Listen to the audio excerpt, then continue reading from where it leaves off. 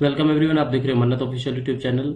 Environment GK आपके आने वाले एग्जामिनेशन सीपीसीबी एग्जाम कंडक्ट कराएगा। LDC, MTS assistant, scientific assistant, आपके साइंटिस्ट पोस्टों के डिफरेंट टेक्निकल और नॉन टेक्निकल पोस्टें हैं जिनका शेड्यूल हम अपने टेलीग्राम पर जारी कर चुके हैं। जो आपका 21 जून और शायद 22 जून है ना, दो डेट है जो डिसाइडेड हो चुकी हैं जिस डेट में आपके एग्जाम होने हैं।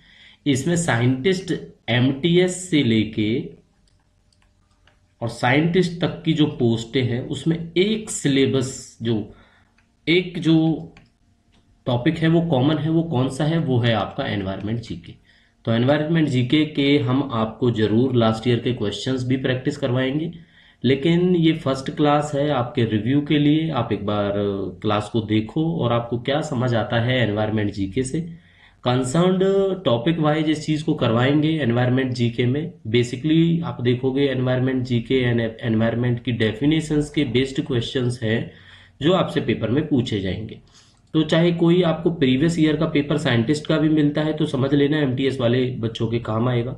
एमटीएस का पेपर मिलता है जिसमें एनवायरनमेंट जीके के क्वेश्चंस है तो समझ लेना साइंटिफिक असिस्टेंट और साइंटिस्ट पोस्टों के लिए भी वो काम आएगा आपका।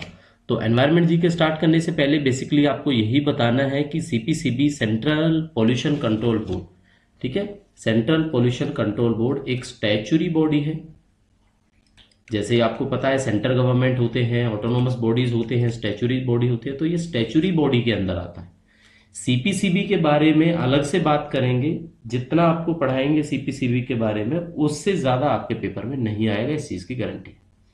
तो स्टैच्यूरी बॉडी है जब आपका सीपीसीबी, क्या ये काम करता है? पोल्यूशन, अब नाम से ही पता लगता है सेंट्रल पोल्यूशन कंट्रोल बोर्ड। तो पोल्यूशन के जितने भी, एनवायरनमेंट के जितने भी डेफिनेशंस हैं, बेसिक टॉपिक्स हैं, हम सब डिस्कस करेंगे और फिर एमसीक्यू क्वेश्चन से रिलेट करेंगे लास्ट ईयर के क्वेश्चन से। तो क्लास स्टार्ट करते हैं बच्चों। ये फर्स्ट क्लास है आपके एनवायरनमेंट जीके की।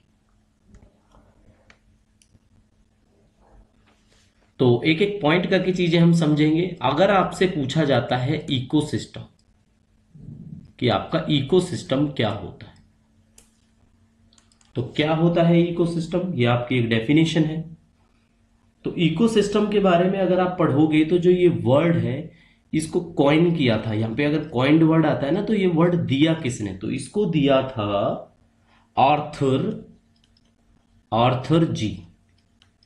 आर्थर जी कब दिया था? अगर ईयर आपको याद करना है तो 1935। पूरा नाम है इनका आर्थर जी टेंसले, ठीक है, या तांसले या टेंसले, जैसे आप पढ़ोगे आप रीड आउट कर सकते हो। तो 1935 के अंदर आर्थर जी तांसले 1935 ने इकोसिस्टम वर्ड को कॉइन किया था। इकोसिस्टम होता क्या है? इकोसिस्टम कुछ नहीं है, एक एरिया है। एरिया, एरिया यहां पे लिख दें हम इस चीज को कि ये एक एरिया है। कैसा एरिया है?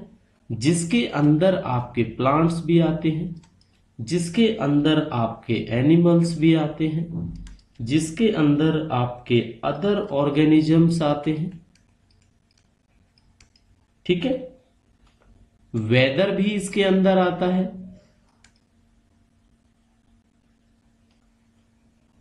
तो plants plus animals plus other organisms plus weather, सारा का सारा अगर मिला लेते हैं तो इस वाली चीज को हम बोलते हैं इकोसिस्टम। तो अब अगर इकोसिस्टम से क्वेश्चन आएगा तो दो क्वेश्चंस आपसे पूछे जा सकते हैं कि इकोसिस्टम वर्ड को कॉइन किसने और कब किया। तो आप आंसर दे दोगे 1935 में किया सर आर्थर जी टेंसले ने। दूसरा क्वेश्चन आपसे पूछा जाता है कि ये कंसिस्ट क्या क्या करता है, इसके अंदर होता क्या क्या है।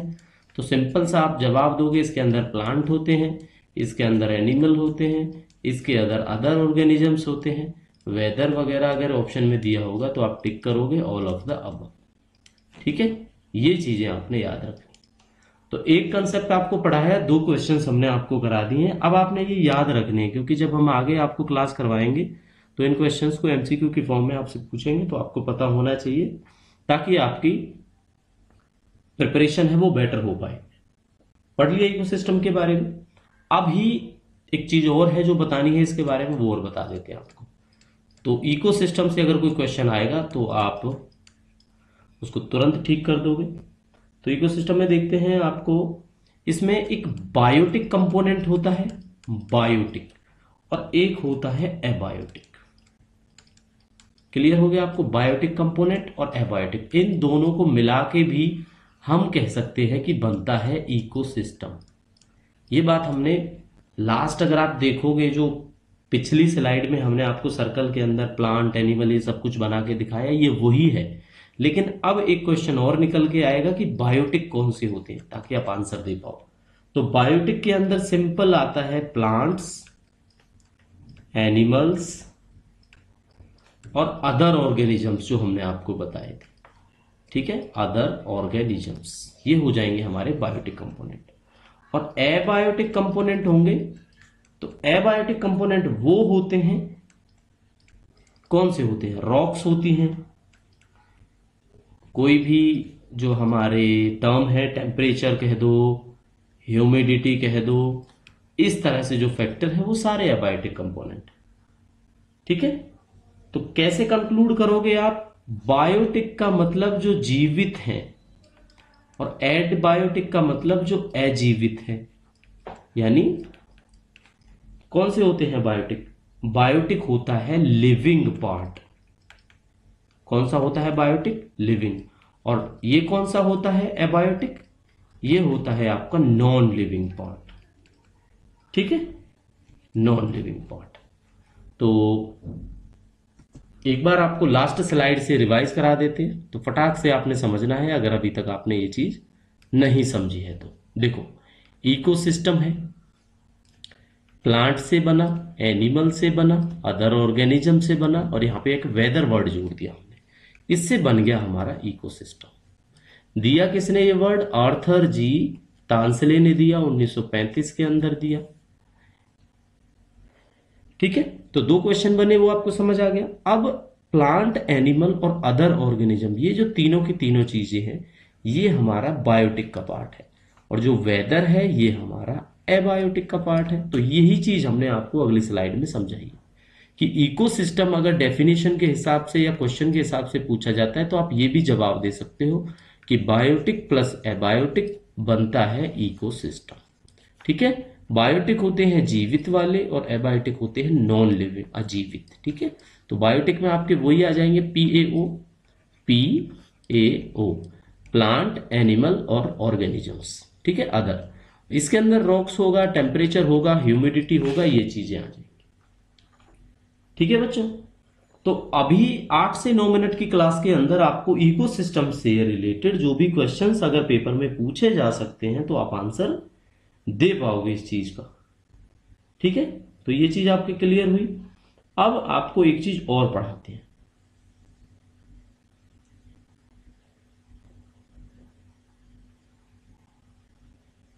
चलो नेक्स्ट क्वेश्चन पे फोकस करते हैं, थोड़ा सा बेसिकली आपको आइडिया लग जाएगा इस चीज का।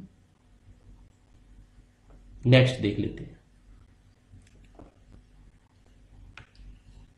ये हमारा सेकंड पॉइंट होगा।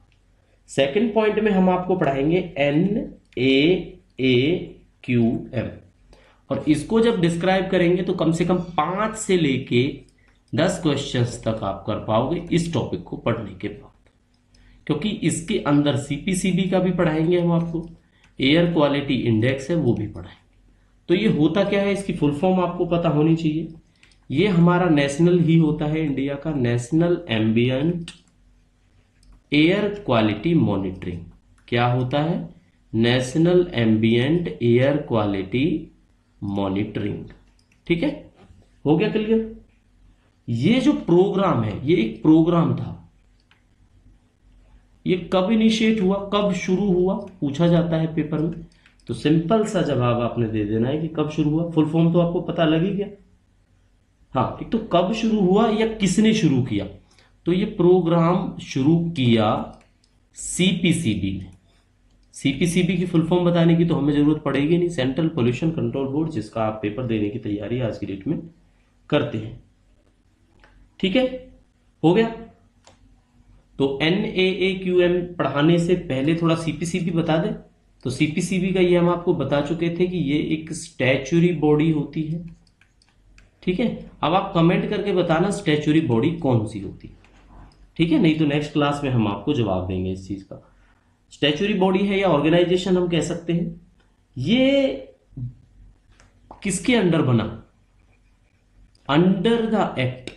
कौन से एक्ट के तहत अगर पूछा जाता है ना कि किस एक्ट के तहत ये बना, तो आपको क्या जवाब देना है, आपको जवाब देना है ये बना prevention and control, prevention and, क्या होता है ये, prevention and control of pollution, तभी नाम भी इसी हिसाब से दिया गया है ना इसको, prevention and control of pollution, इस हिसाब से इसका नाम है जो आपको समझ जाना चाहिए, control of pollution, sorry prevention and control of pollution. अब ये जो एक्ट है ये आपका 1974 के अंदर आया, 1974 के अंदर, जिसके तहत स्थापना होती है आपकी सेंट्रल पोल्यूशन कंट्रोल बोर्ड की।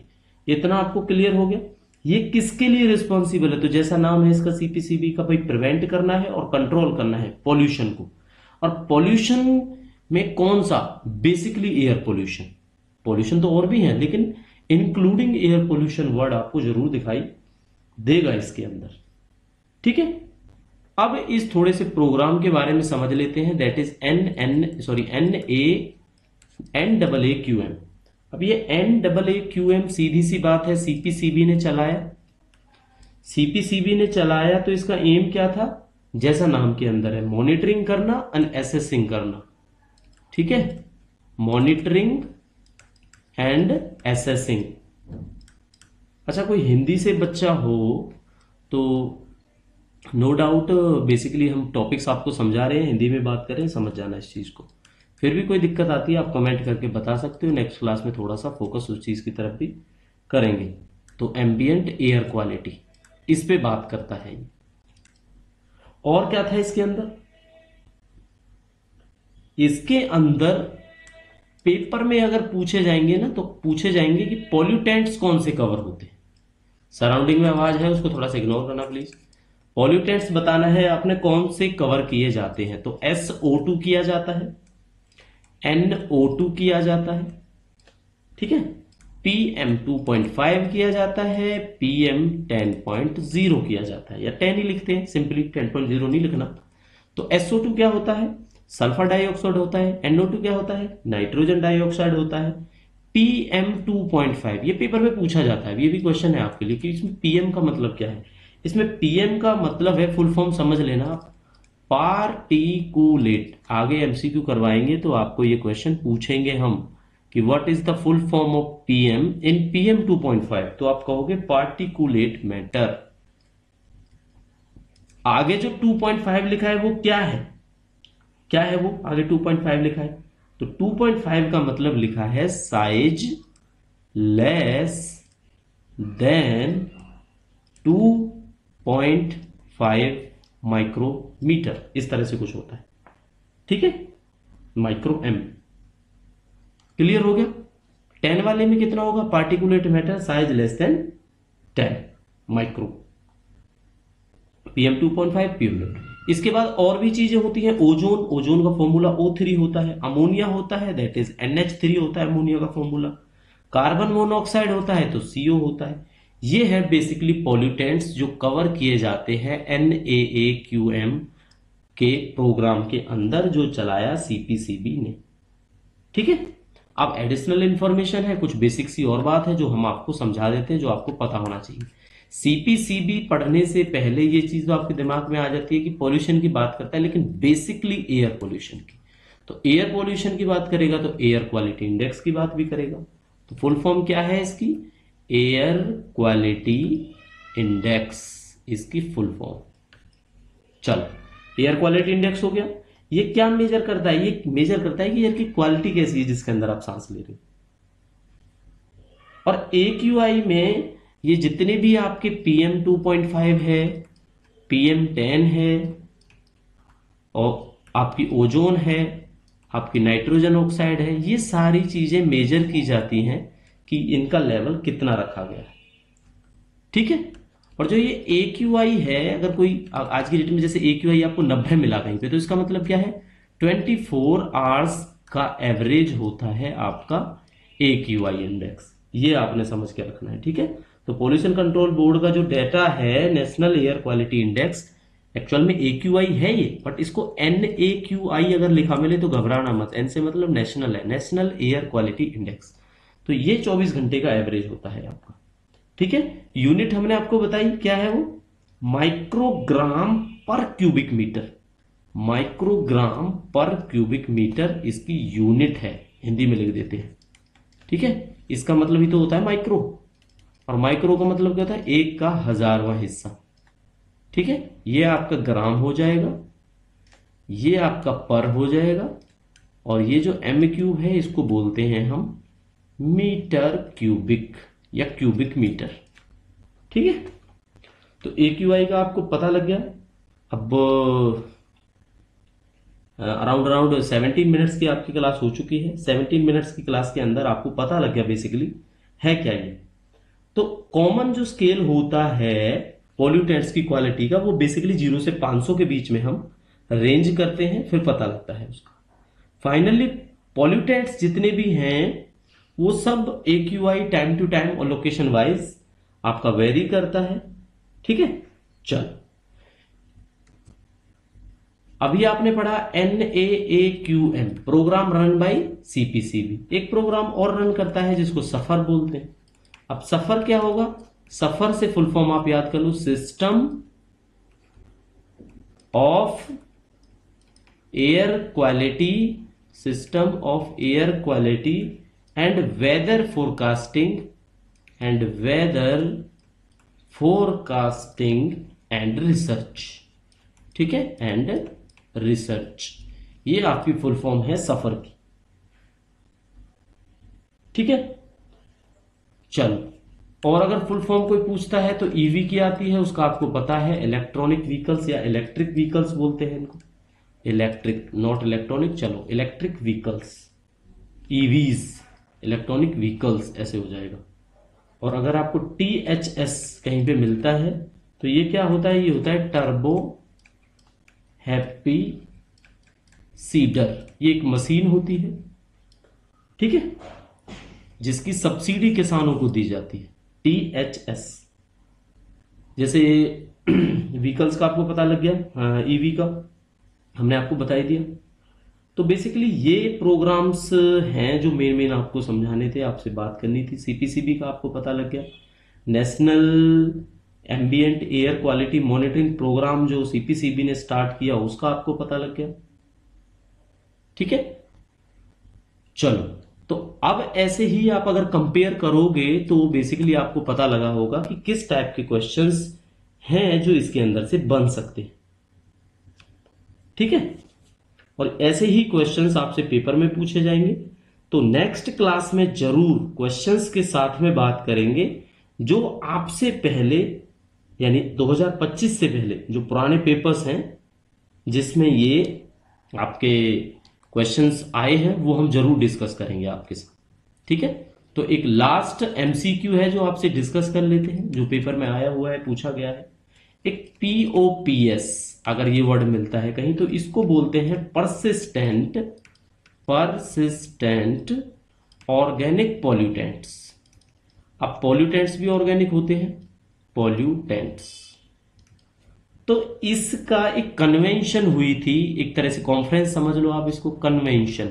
और ये जो कन्वेंशन हुई, कॉन्फ्रेंस हुई, ये कहां पे हुई, ये आपका स्टॉकहोम के अंदर हुई। कहां पे हुई, Stockholm.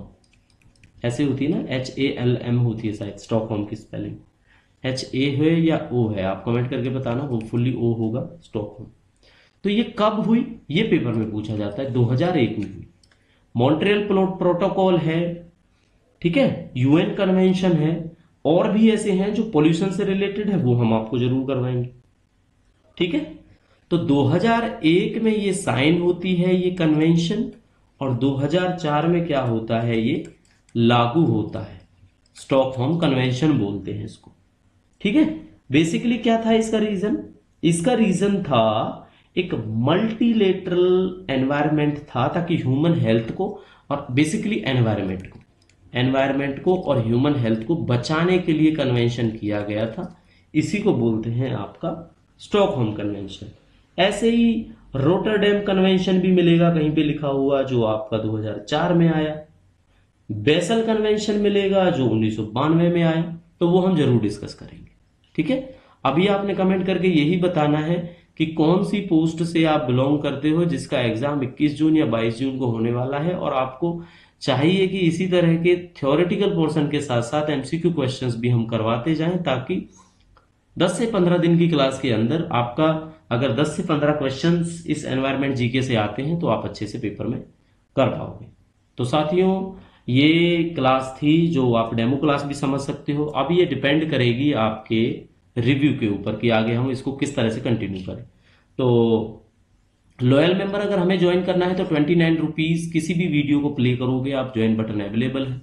Membership only videos, early access videos, आपको लॉयल्टी बैजेज, इनमें से कोई भी ऐसे मिल जाता है। तो बेसिकली आप हमें लॉयल मेंबर ज्वाइन कर सकते हैं 29 रुपीज मंथली के चार्जेस पे। लाइक कर दें, शेयर कर दें, कोई कमेंट होता है तो मन्नत ऑफिशियल 14